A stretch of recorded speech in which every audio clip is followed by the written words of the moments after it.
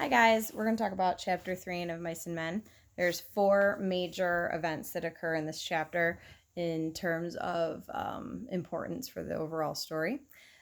First of all, we have this brief conversation between Slim and George, and it's important because George opens up about a few things. It gives you a little more of a background on his relationship with Lenny, but it also helps to develop Slim's character a little bit. It tells us in the beginning that Slim is able to just kind of sit there in such a way that he opens up, he helps people open up for conversation. And that's one of those qualities about Slim that sets him apart from the other guys. And that's why people find themselves just telling him stuff and trusting him. Um, he George tells us that Lenny is not crazy, and that's something a lot of the guys call him crazy, and George will even sometimes call him crazy. But it's important to know that he realizes that's not what's going on with Lenny, right? That he's got a really low IQ, but he's not crazy. He says he's dumb as hell, but he ain't crazy. We find out that George knew Lenny's aunt. Lenny's aunt raised Lenny, took him in. His parents probably abandoned him based on, the fact that he had this major disability, but we don't know for sure what happened. But his aunt raised him, and then George took him in after his aunt passed away. And then he tells a story about why he doesn't pick on Lenny anymore. He doesn't play tricks on him or jokes on him because one time he told him to jump in the river and he did, and Lenny couldn't swim and George had to save him. And afterwards, instead of Lenny being angry that George had played that trick on him, he was just grateful that George had saved him, and that made George feel really badly, and he stopped doing that sort of thing to Lenny. Another thing that's important is there's this theme throughout the story related to loneliness that's going to come up, and it comes up with a lot of the characters. We've already seen it, some with Candy, but even George recognizes that that potential for loneliness exists and that it can be dangerous for a guy. He says on page 41, "I ain't got no people. I seen the guys that go around in the ranches alone. That ain't no good. They don't have no fun. After a long time, they get mean. They get wanting to fight all the time." So he recognizes that it is nice to have somebody to travel with and hang out with and be able to talk to. And then he talks more about the situation in Weed, how Lenny touched the girl's dress and she freaked out, and naturally, right? And again, you have to think about it. He's like a little kid, but he's not. He's huge. So if you were a woman and a little kid walked up to you on the street and grabbed your dress, you might not think much of it. But if you have somebody Lenny's size, that's terrifying. And she, screamed and freaked out, and they had chased Lenny, and they wanted to lynch him, and they had to basically run out of town and get out of there. So, one other important detail from that story in Weed is the fact that when Lenny panics, he holds on tighter. And that's what he did with that woman's dress, right? Is that he gripped it even tighter when she started yelling. Remember that. It's important. We also have the episode with the old dog. Carlson is relentless. He does not want that dog to continue staying in the bunkhouse with him because it smells so bad. And he tries to put a positive spin on it. But you really see his lack of sensitivity. And that's what Carlson sort of represents, is people with a lack of empathy for others. He can't understand what the big deal is. It's just a dog, right? Even Slim agrees. He says, "I wished somebody'd shoot me if I got old and a cripple." And he's saying this to Candy, who is old and is missing a hand. So there's some irony there. And Carlson promises Candy that it'll be quick, that it'll be relatively painless. He tells him, "The way I'd shoot him, he wouldn't feel nothing. I'd put the gun right there," he pointed with his toe, right back of the head. He wouldn't even quiver. And eventually, Candy gives in. He tries to say at one point, he says, "Why can't, couldn't we do it tomorrow? Couldn't I just have one more day? Why does it have to be tonight?"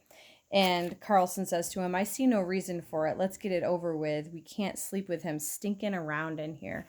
It's just totally insensitive, right? And that's when Candy finally gives in, lets him take the dog and shoot him.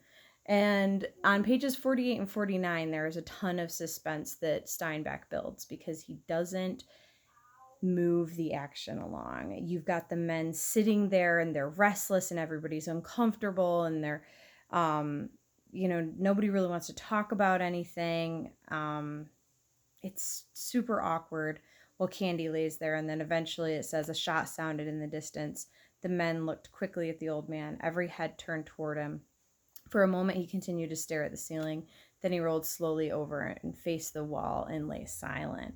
So you see just how devastating it was for Candy to lose his dog. The next big event that occurs in this chapter might not seem like that big of a deal, but it's when they talk about the dream again. And of course, as always, Lenny's asking George, what can you tell me about the place with the rabbits again? And this little farm that George has found and wants to buy. And they talk about it at length. And this is the longest George describes the little farm and what they would do and what they would have, and uses a ton of imagery. And it's just him and Lenny sitting there, but Candy's also there. So of course Candy's listening to this. And eventually, after George has built up this huge reverie and really gotten into it, Candy says, where there's a place like that. And at first George is irritated because he doesn't want anybody else kind of jumping in on this. He feels like it's a private conversation. But Candy is really insistent, and he points out, hey, look, I would love to live at a place like that. I've got money. I could get $350 to put in towards it. I'd even write you into my will so that if something happened to me, everything would go to you. So they start thinking about it, and now it seems real, like a real possibility that this crazy dream that they've had could actually happen. And that's partially because of Candy's ability to provide money towards the dream. But again, represents the American dream. It's a really important aspect of the story. At the end of that conversation, just before the Curly incident happens, Candy looks at George and he says, I ought to have shot that dog myself, George. I shouldn't ought to let no stranger shoot my dog. Remember that, because that's important later on too. And then you have the scene where Lenny crushes Curly's hand. Curly walks into the bunkhouse, sees Lenny sitting there smiling. He's smiling because he's thinking about the ranch that they're going to have, the little farm. And of course, Curly just assumes that he's laughing at him in some way. And of course, Lenny has absolutely no idea what Curly's even upset about. And at first, when Curly starts beating on Lenny, Lenny does nothing. And he's beating him in the face and he's bleeding and it's awful. And eventually, George yells at him and says, get him. Lenny, get him. And at first he doesn't do it. But eventually when George gets really insistent, Lenny grabs Curly's hand. And again, it's like he doesn't know when to stop. He ends up completely crushing Curly's hand. So it's kind of similar to the dress situation where he grabs a hold and he panics and he gets scared and he doesn't let go. But it also relates to the mice because he doesn't know his own strength. He doesn't realize what he's capable of doing to someone or to something. So after they finally get Lenny to let go, Lenny looks at George and he says, you told me to, George. I didn't wanna hurt him. And so he's very childlike there. But you also see how much George cares about Lenny because he says to him, it ain't your fault. You don't need to be scared anymore. You done just what I told you to. So even though he's kind of harsh with him sometimes, you do see that he does care about him.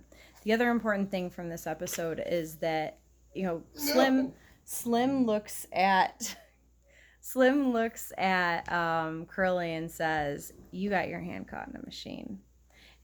And the reason that Curly is willing to let this story go is he doesn't want to admit he got beat because he's so proud and he's so cocky and he always gets himself into these situations and he usually wins. He's used to winning. So the fact that he doesn't win this time makes it shameful for him, and he's upset about that. So that's what happens in the 3rd chapter of Mice and Men, the longest one. So you're halfway through the book, more than halfway probably, since that chapter was so long, and hopefully that clarifies some details for you. Hope you guys are doing well.